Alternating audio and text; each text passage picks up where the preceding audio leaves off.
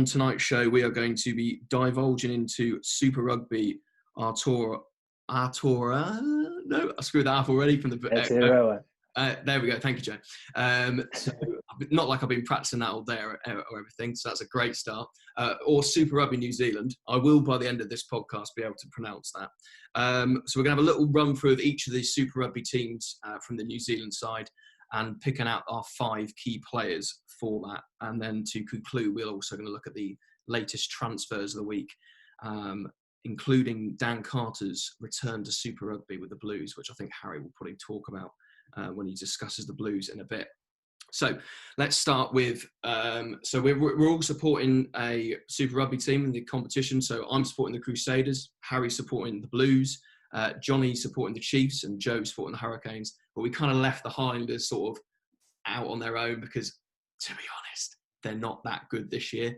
So I've sort of tasked it to be able to go and have a look at them as a thing. So unfortunately, the Highlanders of the 2020 season finished with 1 win. They managed to beat the Brumbies over in Canberra, 23-22.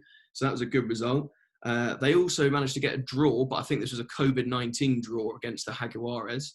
But they have lost quite heavily to the Sharks, Crusaders, Rebels and Bulls this year.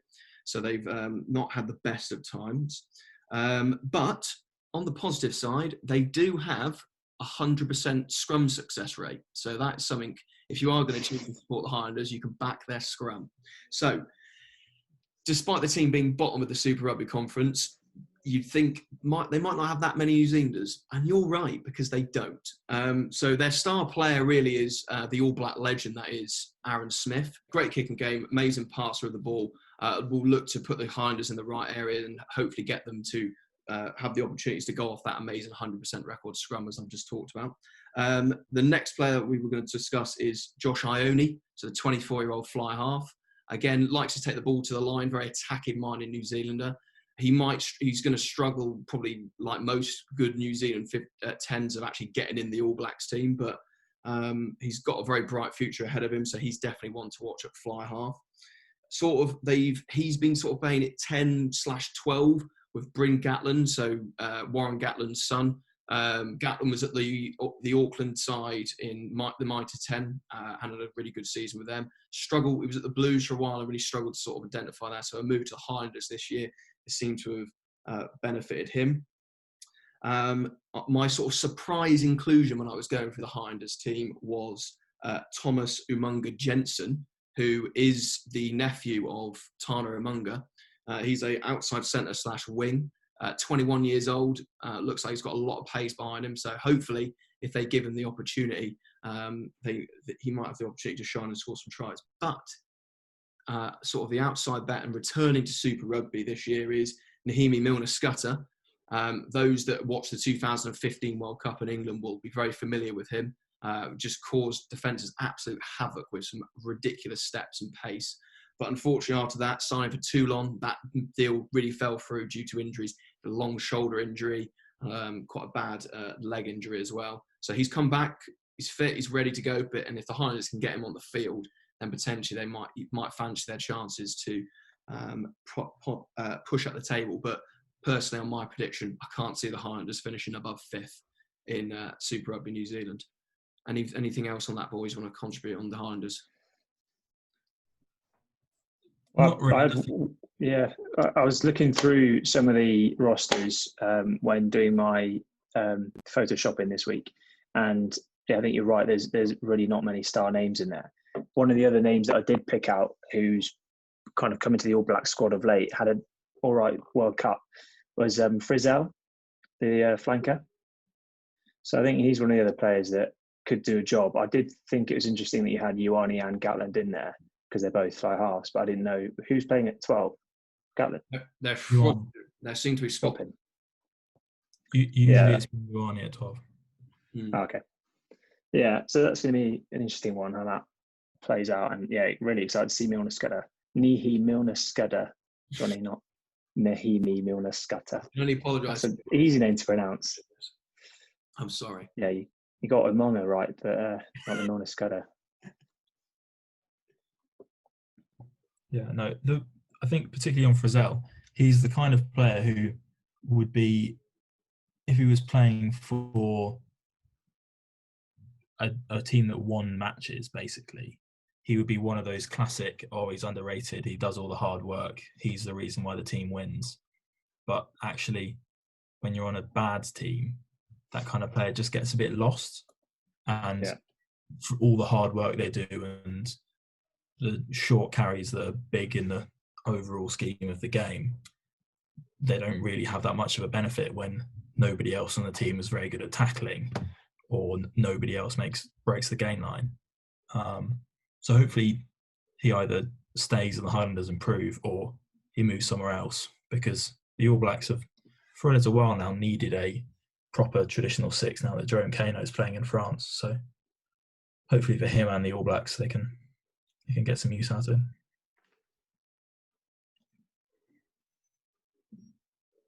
Okay. So I do a quick summary of the Chiefs then? Yeah, hit the Chiefs in. Let's go. So the Chiefs actually looked pretty good in the Super Rugby, the full Super Rugby earlier in the year. Only lost 2 of their 6 games. One was a last-minute extra-time drop goal, lost to the Canes. Was a very tight match. They really should have won it. They had lots of opportunities and just didn't take them. Their other loss was to the Brumbies, in which they conceded 18 turnovers throughout the game. And were 26-0 down, but got it back to 26-14, which was a pretty bad loss on their part. But they have, on the whole, this season looked pretty good and pretty exciting. They've got the third most tries, most of any New Zealand team. But obviously they played the Sunwolves and the Tars, so obviously smashed them. But probably most significant for their season is they beat both the Crusaders and the Blues, which will be their 2 hardest teams within the competition. And they have looked pretty exciting, and they've done some, from the highlights I saw, done some really good set piece moves or scrums and lineouts, and have looked really kind of efficient with Cruden and Webber controlling their backline. So then kind of just quickly onto the 5 players to watch. Aaron Cruden's obviously got to be up there. Come back from Europe, not looked in too bad form, and kind of I think he's got 50 All Blacks caps, so he knows his stuff, and he's been controlling that backline really well, along with Webber, Brad Webber, who's another one to watch. He's only got 4 New Zealand caps. But he's been kicking around the New Zealand setup for a few years now. I think he made 1 appearance at the World Cup. And then other people probably to watch out for in their backline, Anton Leonard-Brown, who has been a superb centre for New Zealand. He's still only 25, but I think he's got 30-odd caps, but he's a class centre, and linking up with Cruden. And he's pretty dynamic. He's never going to be a player to bosh people around the park, but he's quite a slick, standard kind of 13. And the other one to watch, hopefully he doesn't get injured, is Damien McKenzie. Obviously been riddled with injuries for the past 2 years. I think he's done his knees in a few times, and he lights up the field. And he's really good at coming in, sweeping round, and having Aaron Cruden slip a pass out the back, and setting up his wingers.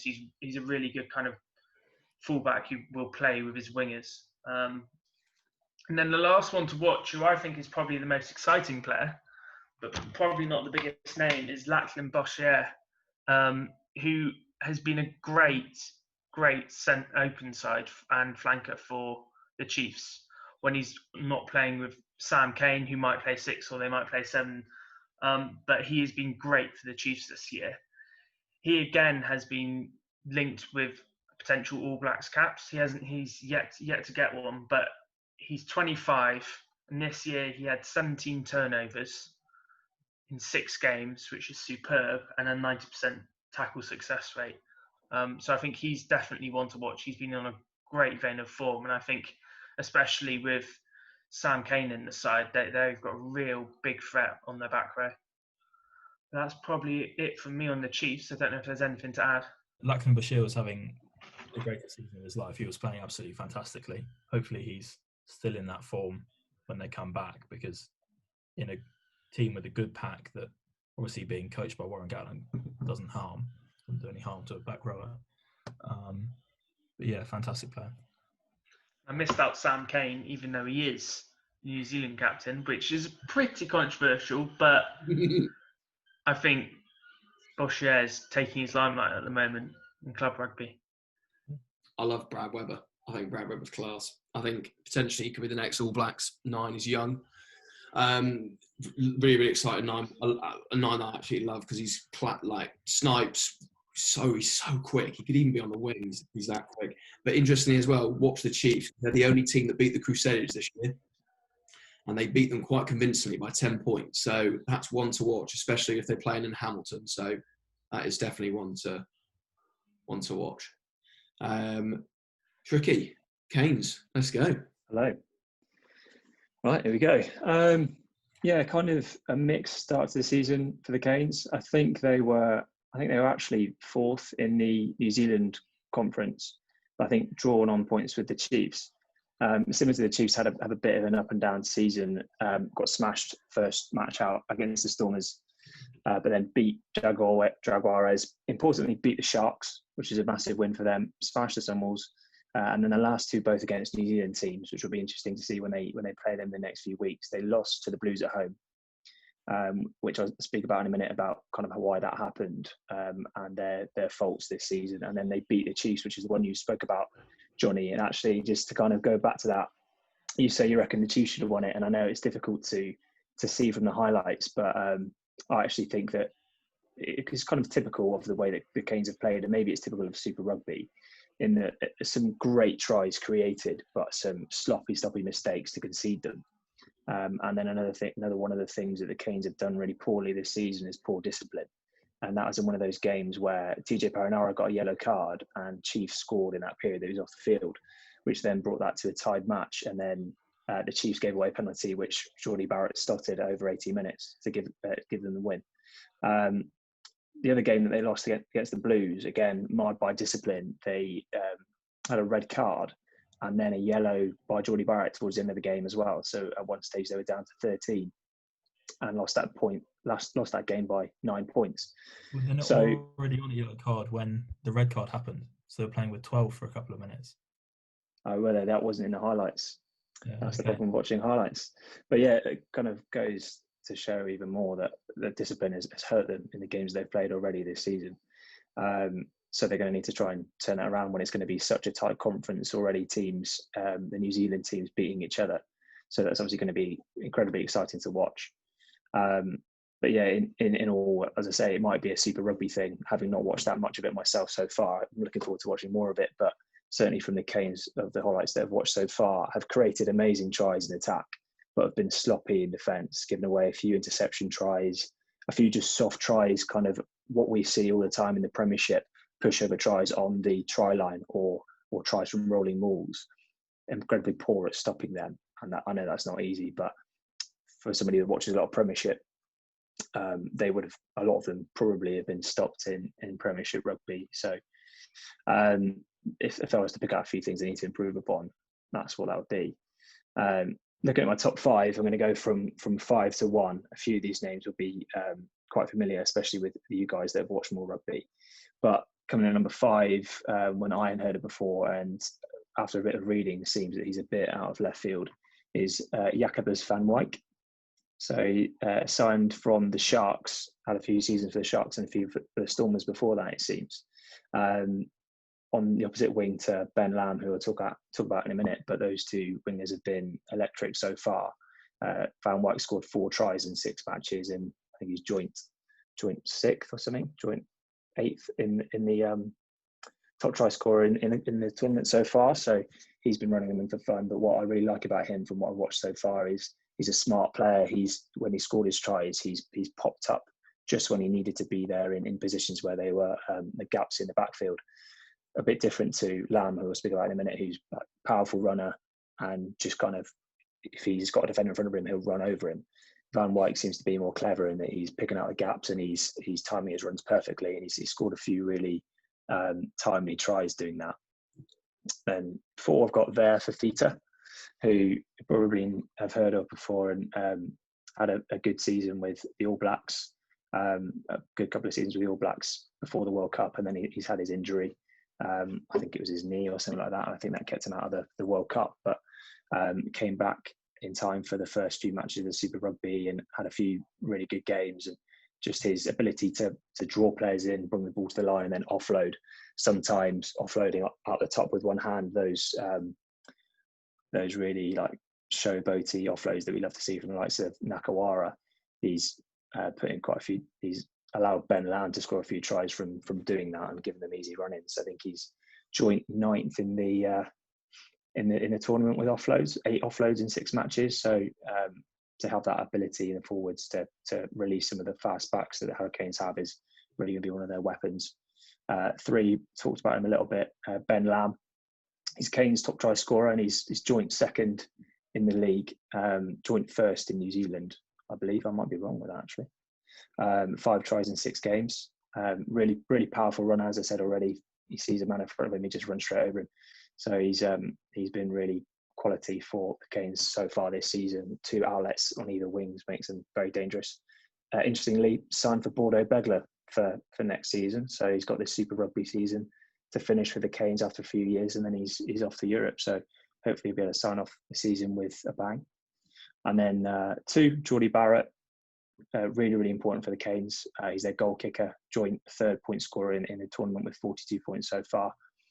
Seems to be just nerves of steel with the boot, and that's been really important already. He's effectively won a game against the Chiefs with his boot, but also he pops up everywhere, making assists, making try-saving tackles. So he's one of those players that's going to be really important for Canes this season. And then finally, my kind of star player, a guy that has kind of popped up everywhere and been involved in nearly all their tries, is Ngani Loamape.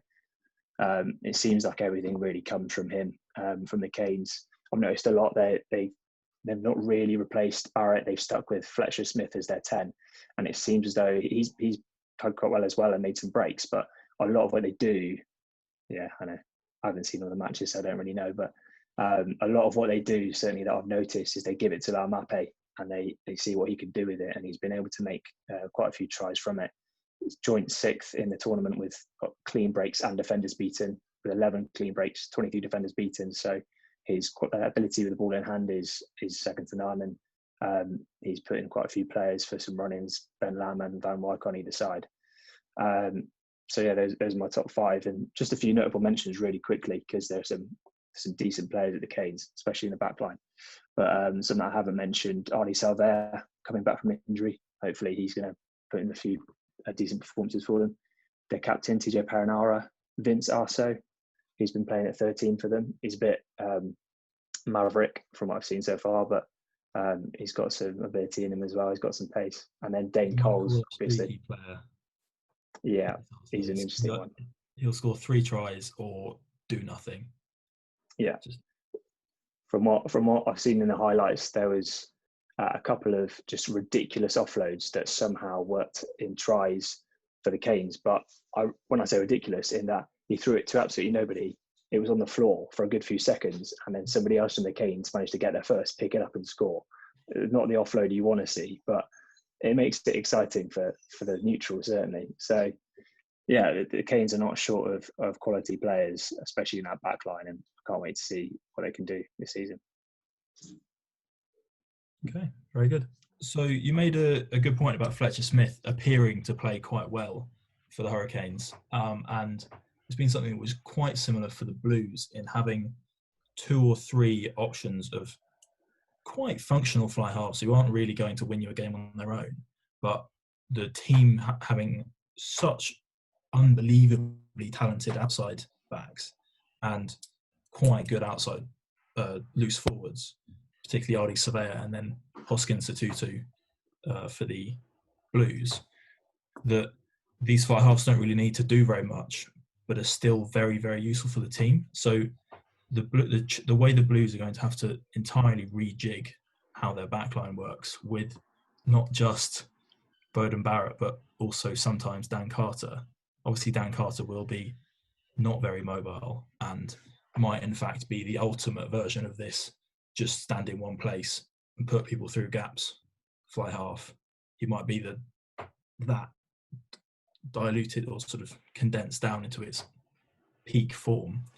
But a backline with Beauden Barrett in it is Beauden Barrett and 6 other guys usually, and I suspect that might happen with the Blues, but it's going to be quite difficult to see how really anybody's going to stop them scoring tries this year.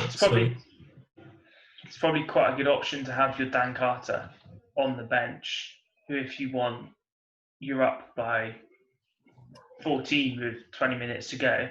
He can just settle in there, sit back, pass it about, kick to corners. And it's probably really good balance to have in the team, just to have him to come off the bench just to settle it down if needed and move Beauden to fullback. The one thing they're not going to get with Barrett as fullback, and I don't know if any of the other players can place kick, but Barrett he's not consistent off the tee particularly, and that's one thing that Carter might be able to bring them, especially if they're maybe tight in a match towards the end and they need to kick a few penalties. Could move Barrett back to 15 and perhaps have Carter in there to kick them. Might be an option for them. That is true. Actually, Perifetta, so the three rather that were rotating through 10 and fullback between them were Aotearoa Black, Stephen Perifetta, and Harry Plummer. Plummer is sort of more the third of that trio. Perifetta is actually a very good kicker and reasonably quick. He's really not very big, and wouldn't, if you were to use the benchmark of is a European club going to throw money at him to prize him away when he inevitably doesn't quite start for the All Blacks, Perifetta is not one of those players. He's good, quite good at kicking. He's not going to be seen by a European club and thought, right, he's going to lead our team. But he's been quite good at fullback with Black at 10.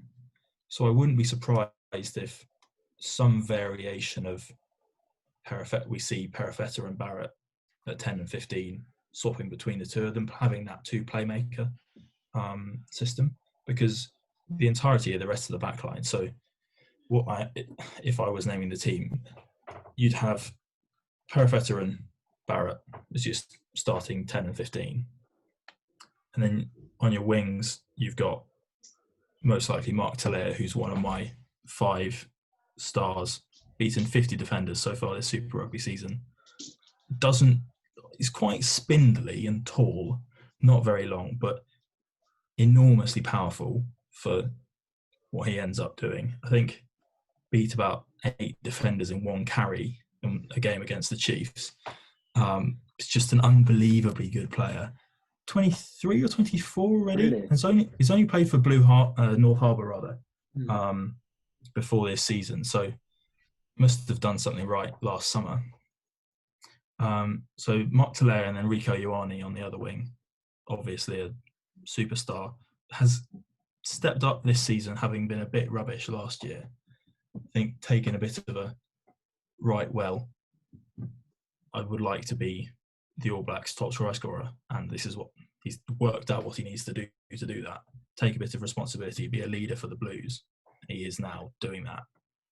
And then TJ Faiani is a fantastic 12. He is the kind of player who will be picked up by a European club when after everybody's been watching this. I think he's currently club captain.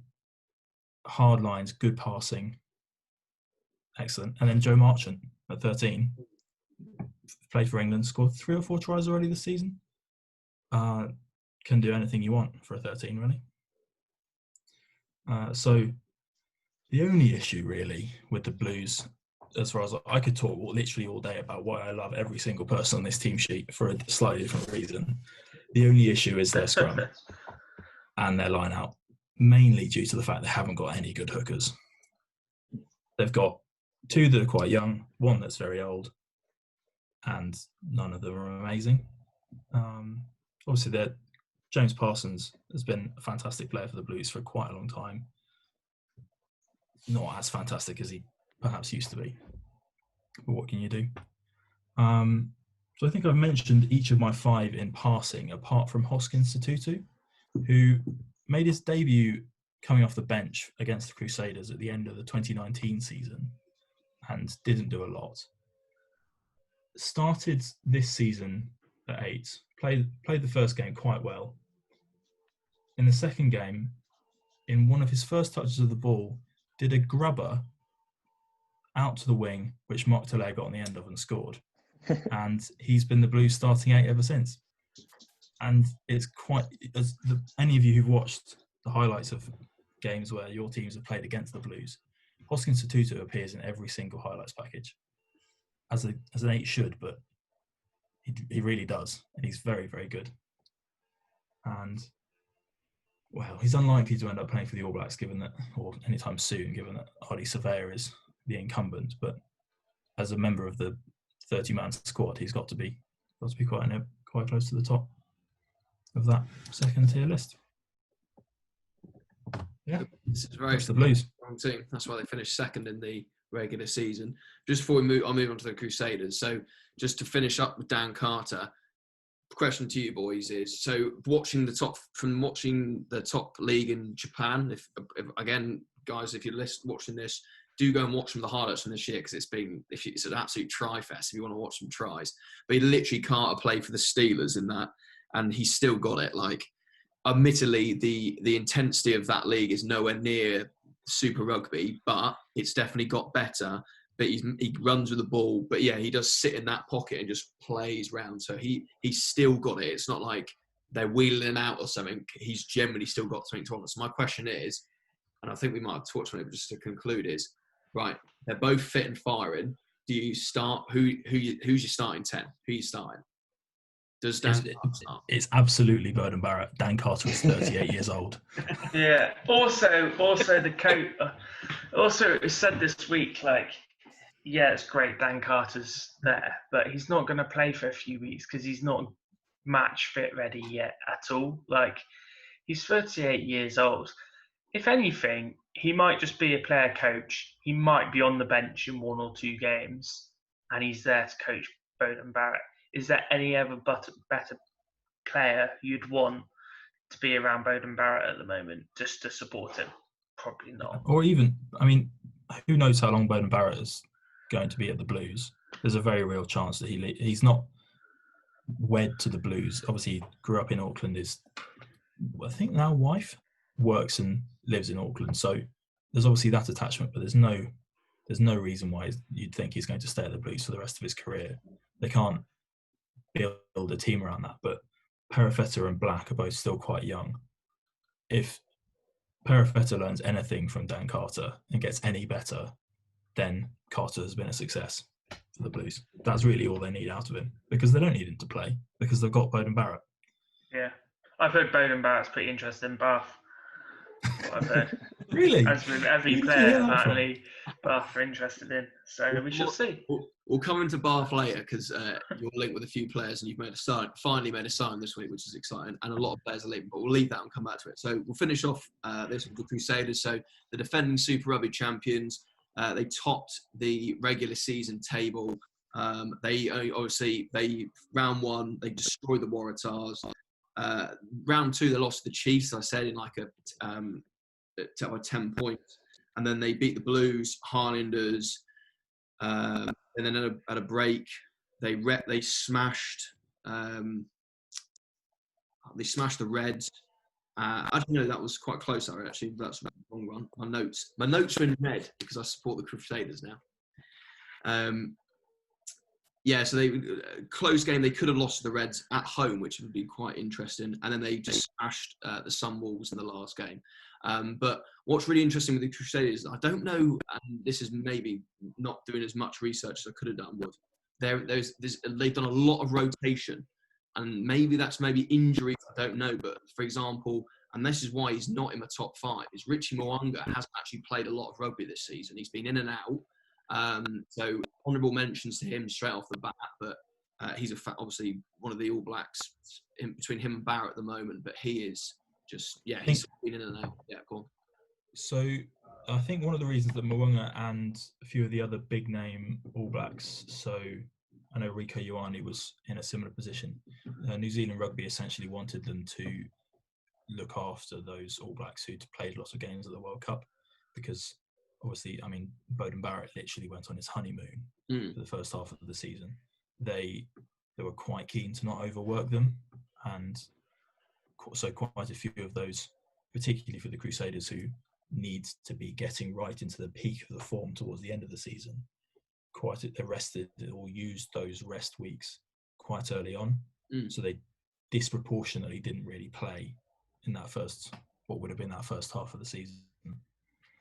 You might have seen, I'm not sure if Cruden was in the same boat, but I think they were treating him like an All Black-ish,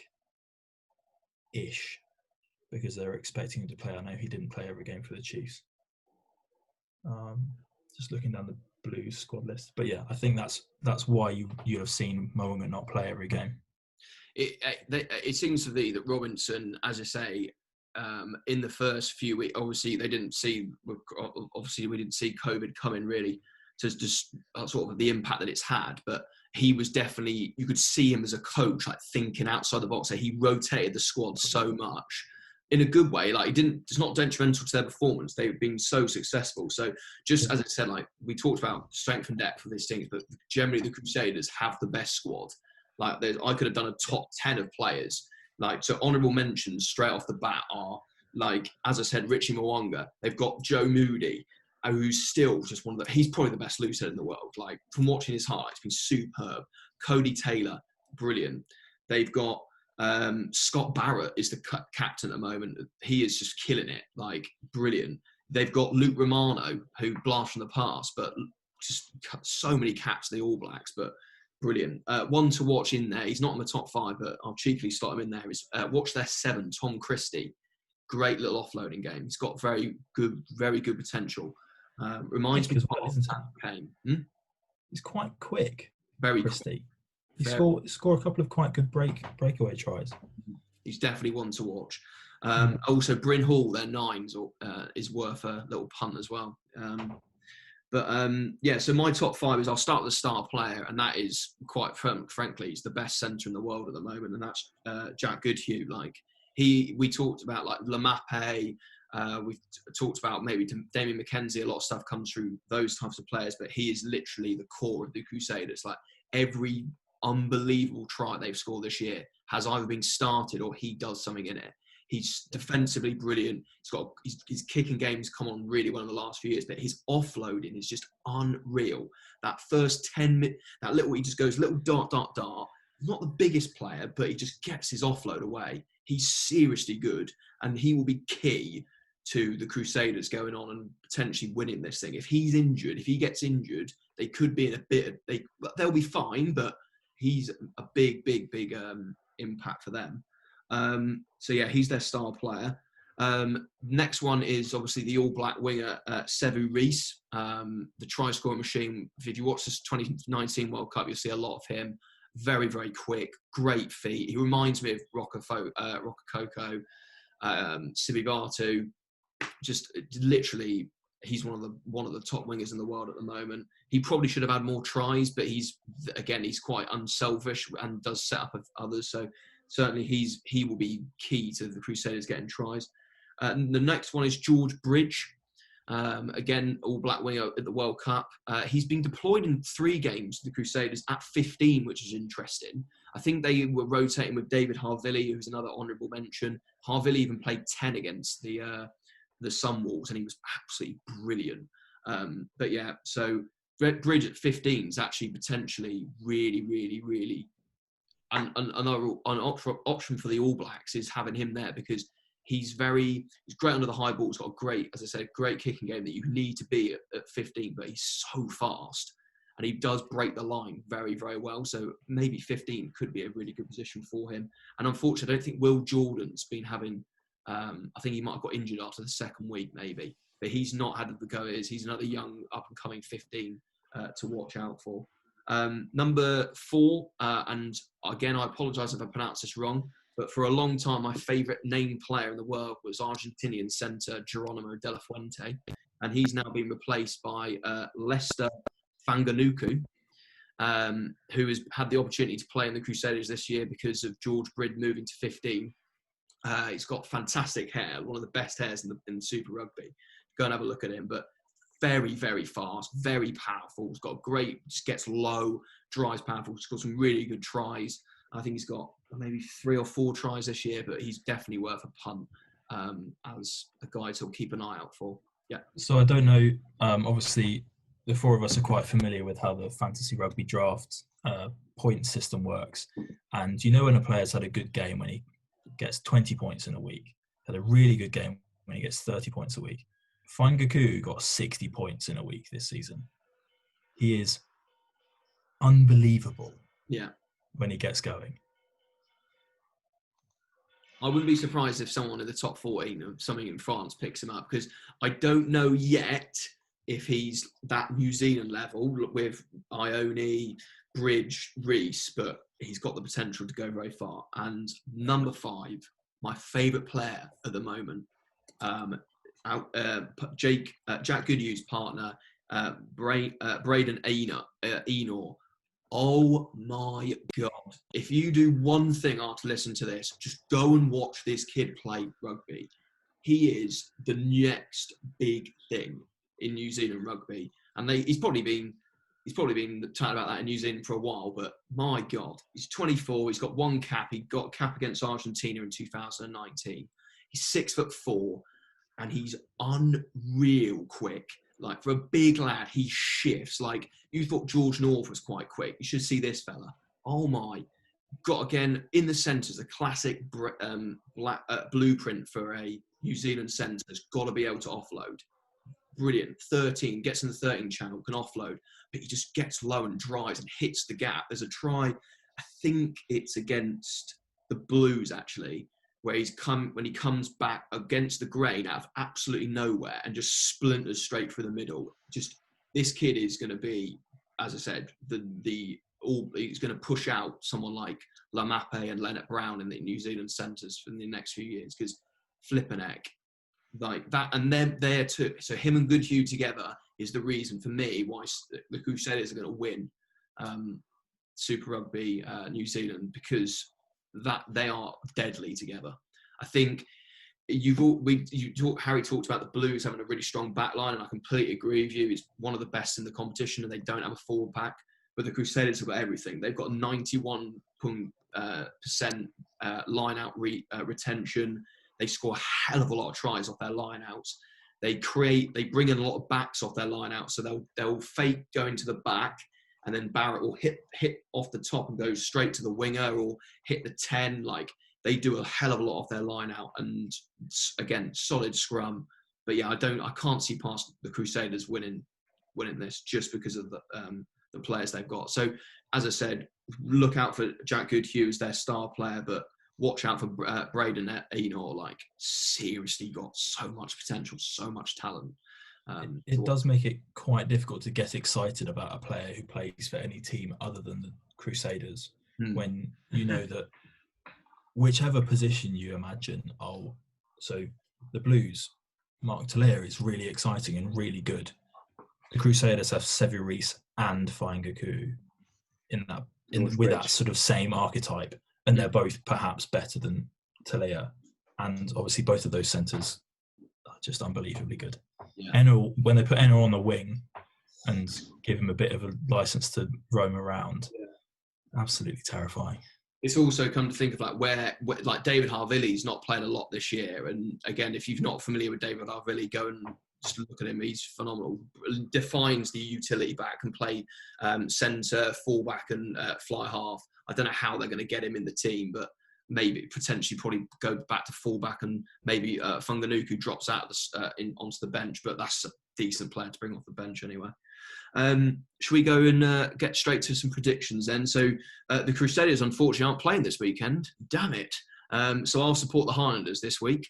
So the Highlanders are playing the Chiefs at 4 a.m, but it is repeated on Sky Sports at 10 a.m, I believe. And then the Blues are playing the Hurricanes at 7 a.m, and then it's also repeated on Sky Sports as well. So let's start with the Highlanders and Chiefs. Anyone want to kick this off? What are they thinking? score or how many the Chiefs are going to score? Chiefs by 20. Yeah, I have that. I had Chiefs by 20. One thing I would be quite interested to see, and obviously we've got quite a small sample size of 2 games at each weekend here, but in the football leagues that have started, that we started rather, home advantage is sort of non-existent.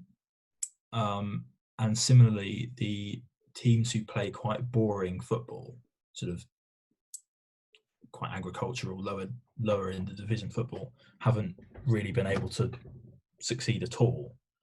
So if basically the best team is winning, because every other artificial outside source of influence, so the crowd getting on the referee's back, the weather being rubbish, all of those kinds of things are just gone from football.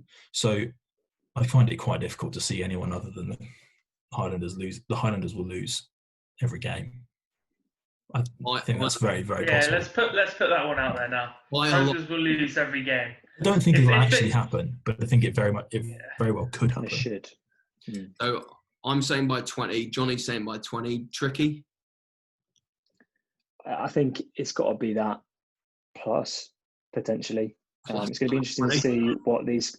Well, I know, but it's going to be interesting to see what these guys have kind of done in this time that they've had since the end of the postseason and how they've prepared. But when you look at the performances so far and just the players they have in the team sheet, Chiefs are just a lot better than Highlanders. The Highlanders are just a long way behind any of the teams. So if they've prepared sufficiently as they should, the Chiefs, then they're going to almost find it hard not to score tries, I think. They've just told Kane and Boshier just to nail Aaron Smith, and then you'll be fine. And frankly, we've seen what Warren Gatland is capable of. He's just had however many weeks with this team. It's led by Sam Cane and Aaron Cruden. He's had how long's their pre-season been? 6 or 7 weeks. He's had this long, and obviously had them for the first half of the season. The Chiefs could be really, really dangerous this year, within this tournament. They might look exactly how Wales used to look. They could do. No, they got a Big 12. No. Really? I would say they're the dark horses. As I said, they're the only team that's beaten the Crusaders this year. And they comfortably beat them, as I've said before, but they could be the dark horses in there. And then the next... It'll definitely be competitive between the Blues, Chiefs and Hurricanes to see who comes second. That's the competition between the 3 of them is what's going to be interesting, frankly, because the Crusaders are going to win and the Highlanders are going to come bottom. But the 3 of them are quite equal and they have very different strengths. So it'll be interesting to see how they go. And that's why I think the Blues, the second game, Blues at home to the Hurricanes. So in Auckland, what we got there, that is going to be that's a great game to start off, second game of the weekend. What are you thinking, Tricky? Yeah, I think it'll be a great game. I'm looking forward to it. Obviously, it's quite close, the reverse fixture. Blues won away. Obviously, there was a few cards involved in that, but from what I could tell, the Blues were playing better than the Canes at that moment. Again, it'll be interesting to see what happens in terms of your Bowden Barrett, how they've prepared, whether the Canes have prepared differently, whether they have, I know maybe they have the likes of Ardy Salvaire back. It's going to be really interesting to see, but I think the Blues will probably take it, and I think it'll be a close match. Yeah, I think the Blues might be lucky that, well, who knows? It's obviously been quite a long time that Surveyor's had out rested, but Ardy Surveyor at full capacity would be the difference between these 2 teams. But I'm not sure, would you play him 80 minutes in the first game back after this layoff? I think you probably have...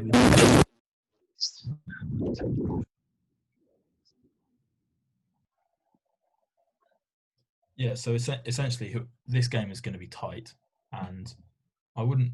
It feels a bit of a cop-out to say it comes down to whether one player plays or not, but Ardy Surveyor legitimately is that good. So depending on how the Hurricanes are happy to use him, that could be the difference between these 2 teams. So on balance, because I don't think Surveyor is likely to play that much, Blues by 5 maybe. Johnny, what you thinking? I'm going to say the Blues by 12. I don't see anything else apart from the Blues. I'm going with one try. I think it'll be Blues by 5, just because they're in Auckland. And I know we talked about no crowd will have an impact, and it definitely will. But I just think in your home, still having being your home stadium is important. So yeah, I'll go with the Blues by 5. So yeah, we should say that there were barely any crowds in Super Rugby anyway. So home and away isn't so much of an issue. It's well supported. It's not well supported in Australia. Traveling. It's not well supported in Australia. It's like going to watch London Irish every week. Mate, we've left Majayski now. We were meant to play yesterday in our last game. Fortunately, we're gone now, so it's Brentford all the way. So yeah, that's our that's our sort of summary of there's players from Super Rugby. What we'll do is we'll probably leave it there, but I'll just quickly give you some of the little transfers of the week very quickly, just for those that haven't seen them. So Dan Carter obviously was confirmed by the Blues. We talked a lot about that. The other big one that we did put on our channel this week was Tyrone Green, the utility South African, 24 years old, so he's very young, is moving to Quins. Maybe I did put in that post. Comment below where you think he's going to play. Matt Garvey is leaving Bath, very heavily linked with Saracens, but that's not confirmed yet. Ealing have done some business. They've signed 9 players this week, including London Irish second row Barney Madison. So he was at Ealing, he went to Irish, and now he's back at Ealing. And they've signed Michael Van Vuren from Northampton Saints. So Ealing are not rolling over, and that's maybe something we want to discuss in another podcast. But Ealing are not going to let Saracens just walk the championship next year. And the new one of the day, so this has come out today, or may have been late yesterday, is Rattez is leaving. I think he was at Clermont. He is signed for Montpellier. So I can't remember his first name, and I will probably muck it up. But Rattez played in the Six Nations for France, 15/winger. Quite a skinny bloke, but he is very, very quick. One of the exciting players in French rugby. He's moved to Montpellier on quite big money, apparently. And the last thing, and I think we'll do a post on this for a little discussion, is Isaac Lucas, so the 21-year-old ex-Red scrum half. He was one of the 3 players, as well as Isaac Rodder, who didn't want to take the pay cut that the Reds were saying, 25%, didn't want that, so they've had their contracts broken up. So he is being linked with Glasgow, Munster, Bath. I don't see Bath happening now because obviously Ben Spencer's going there. And that's another one in Edinburgh. But he's been linked with Irish lads. So hopefully London Irish could be signing Isaac Lucas. I would be breaking the bank for this kid. So we'll leave it there. Got a few Wallabies already, so yeah, he'd be joining Coleman and Kepa, wouldn't he? Literally, we probably should just change our away kit to yellow. Like we are just got a lot of players in there. So thank you very much. If you've accessed this, thank you so much for bearing with us. Hopefully this is going to become a really well-oiled machine. If you really like it, give us this video a like, subscribe. But for now, we'll see you next week for the review of the Highlanders versus the Chiefs and the Blues and Hurricanes, and we'll preview round 2 of Super Rugby Aotearoa. I don't know. Aotearoa. Bye. You got to sort that out by next week. Yeah.